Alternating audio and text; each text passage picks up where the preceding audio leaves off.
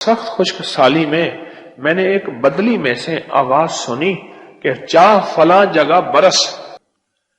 کہنے لگے میں جا رہا تھا، سخت خشک سالی تھی، اور سخت خشک سالی میں نے ایک بدلی میں سے آواز سنی کہ چاہ فلاں جگہ برس۔ بدلی چل پڑی، میں بھی پیچھے چل پڑا۔ چلتے چلتے ایک جگہ بدلی برسی اور خوب برسی، اور پانی آیا، اور پانی ایک باغ میں ایک شخص کھڑا تھا، وہ انتظار کر رہا تھا۔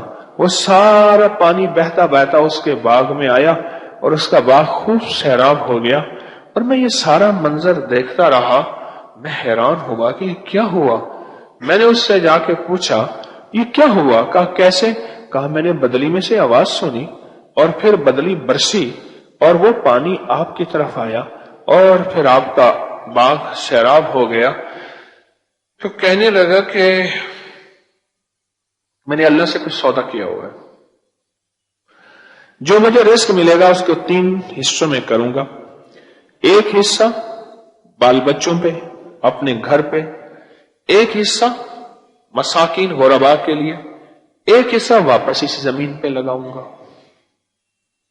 میں نے اللہ سے سودا کیا ہوا ہے، اس سودے پہ میرا اللہ پاک میری پھر ضرورتوں کا خیال کرتا ہے۔ میں کہہ دیتا ہوں اللہ مجھے بارش کی ضرورت ہے، پانی کی ضرورت ہے، بس اللہ کو کہہ دیتا ہوں، پھر اللہ سے میری غیبی نظام کے ساتھ تعلق بن گیا نا۔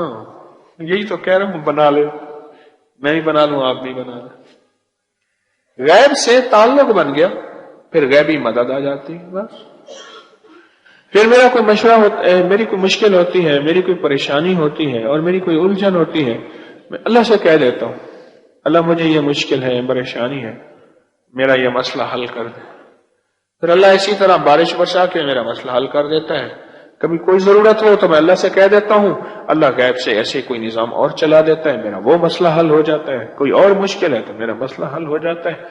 میں نے اس غیب والے سے غیبی نظام کو سمجھا ہے، غیبی نظام پہ محنت کی ہے، اور غیبی نظام کو اپنے قریب آنکھوں سے دیکھ لیا۔ یہ ہے میرا غیبی نظام اللہ کا۔ یہی میں چاہتا ہوں کہ ہمارے ساتھ بھی ایسے ہو جائے، ہمارے ساتھ بھی ایسے ہو جائے۔ سورۃ کوثر کے ساتھ غیبی نظام 129 دفعہ، اور دوسرا غیبی نظام 2.5% کا۔ بس یہ تو کر لے 2 کام، تیسرا کام اللہ کر دے گا، پر کرنا ایسے کہ چاق و چوبند ہو کے، اور پوری ذمہ داری، پورے خیال، اعتماد، دھیان کے ساتھ۔ لوگوں کو اپکری یوٹیوب چینل ہر وقت سبسکرائب کرائیں، آپ دوسروں کے لیے صدقہ جاریہ بنیں گے، اللہ پہلے آپ کی مصیبت ٹالے گا۔